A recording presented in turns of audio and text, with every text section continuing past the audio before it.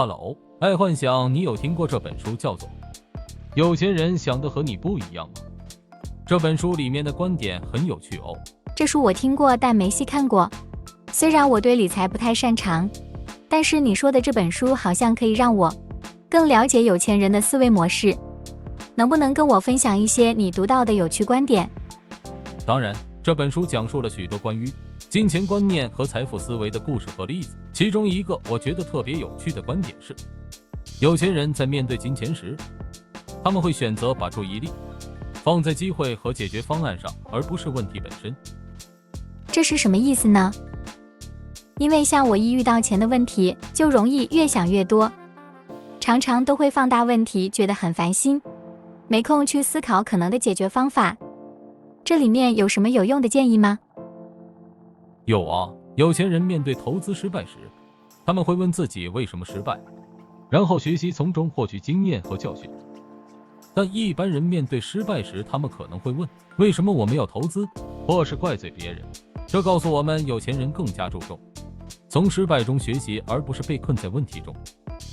听你这么一说，好像思考的进入点真的不同。看来学习从失败中成长，对于我们每个人应该都非常重要。但为何有钱人一开始跟我们想的不一样？那是因为有钱人相信他们自己的价值，他们相信他们可以创造财富，他们愿意投资在自己身上，不断学习和成长，而且愿意冒险尝试新的事物。这种积极的心态和自信，对于他们的财务成功起到了很大的作用。原来是心态的不同，这真的对于实现目标和梦想很重要。看来这本书非常值得细细的一读。没错，这本书将财富思维和成功观念以清楚的方式呈现，让人轻轻松松就能从中学习，让人边读时会去开始思考自己的金钱观念，并且开始做出改变。而且你知道吗？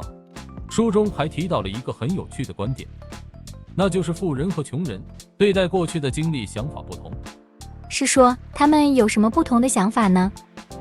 富人会从过去的经历中学习，并将其视为成长和改进的机会。无论是成功还是失败，他们都会深入分析，找出教训，并应用到未来的决策中。相反的，穷人可能会一直停留在过去的经历中，沉浸在过去的挫折和失败中，无法前进。原来是如此不同的观念，导致对于富人来说，过去的经历只是一个教训，只是可以帮助他们去应对未来的挑战，是这样没错吧？是的，正是如此。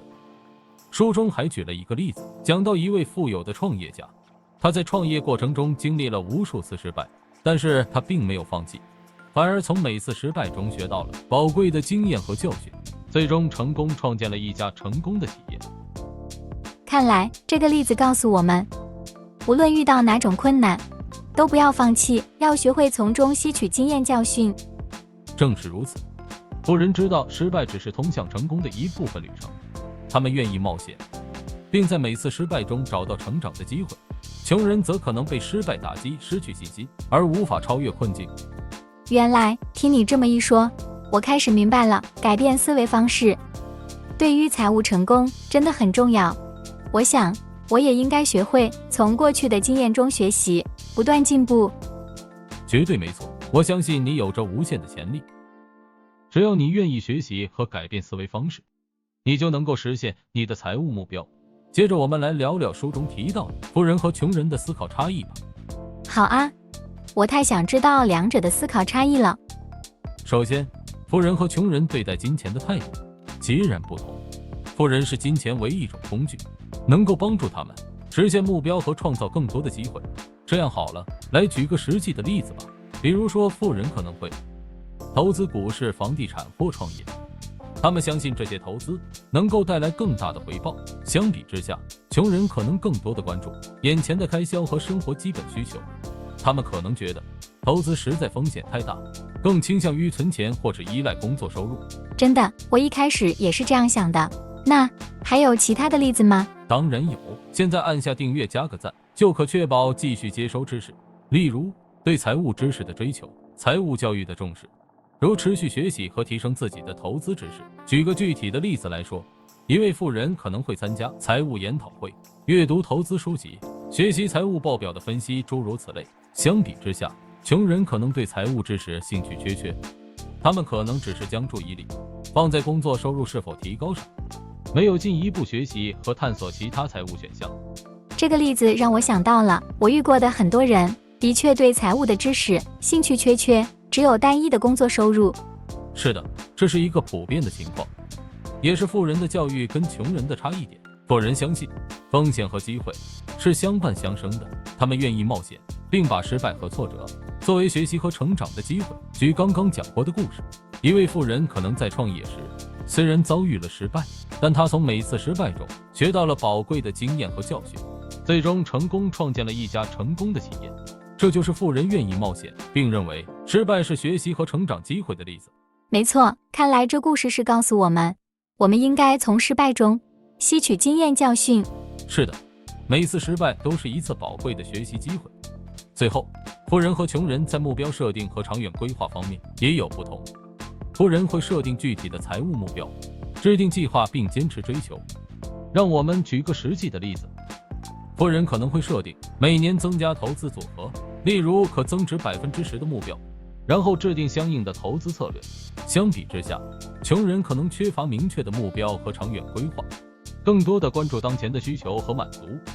很有道理，那我每年也应该设定明确的目标，并制定计划去实现我想要的目标。是的，设定目标和长远规划是实现财务自由的关键。让我们学习富人的思考方式，改变我们对金钱和财务的看法。另外，我还读到一个有趣的部分，是关于如何摆脱财务限制的信念系统。你知道吗？这对我们的财务状况有很大的影响。什么限制？听起来好像是一个重要的问题，你能给我一些细节吗？当然，首先，书中说到，我们的信念系统对我们的财务状况起出很大的影响力。这些信念来自于我们成长的环境，比如家庭文化和社会，它们在我们的思维中根深蒂固。有些人可能相信钱是罪恶或富有是不道德的，这种信念会阻碍我们实现财务成功。原来我们的信念对财务有这么大的影响，那该怎么办呢？书中提到，要摆脱财务限制的第一步是认识和认知自己的信念系统。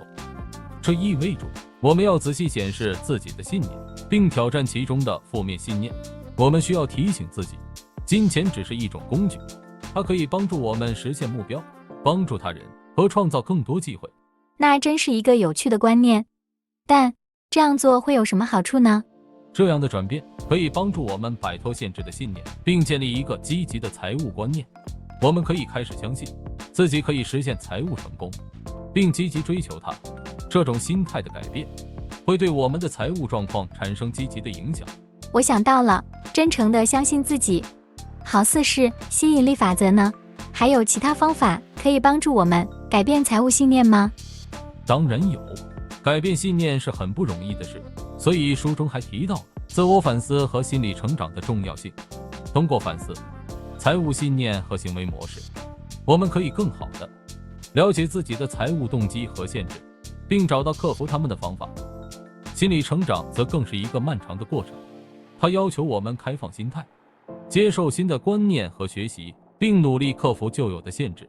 这听起来真的超级不容易，打破自己以前的观念，重新灌入新的信念，确实需要一些时间和努力，但相信这样的转变是值得的。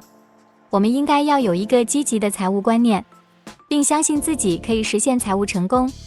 没错，我们要不断地反思和成长，从中找到新的财务可能性。这样的转变一定会让我们更加开放和成功。这本书真有启发，也让我很多可以思考的点了，真的收获多多呢。下次希望还能继续聊。当然可以，下次我们再继续聊这话题，让你可以早日迈向财务自由之路。